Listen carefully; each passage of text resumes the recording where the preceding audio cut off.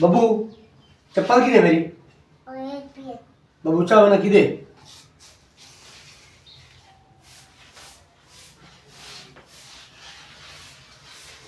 Okay सीधा कर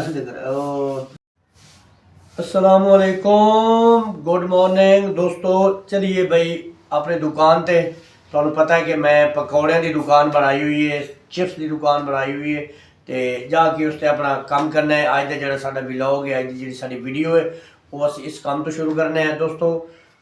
इंशाल्लाह दुकान ते जाके तुहानू दसना है। इत्थे दुआ बोलो कि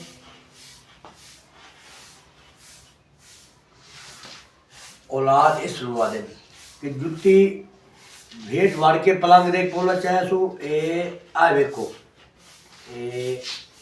पैर दे विच पवाए सो मेरा बच्चा मेरा लाल मेरा सोना।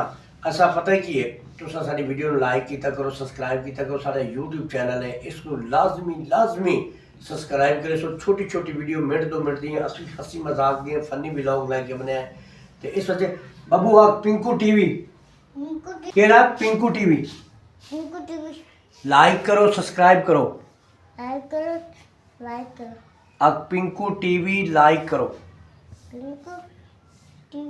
लाइक करो दोस्तों। साडा ये यूट्यूब चैनल है, इसको लाइक सब्सक्राइब करो पिंकू टीवी।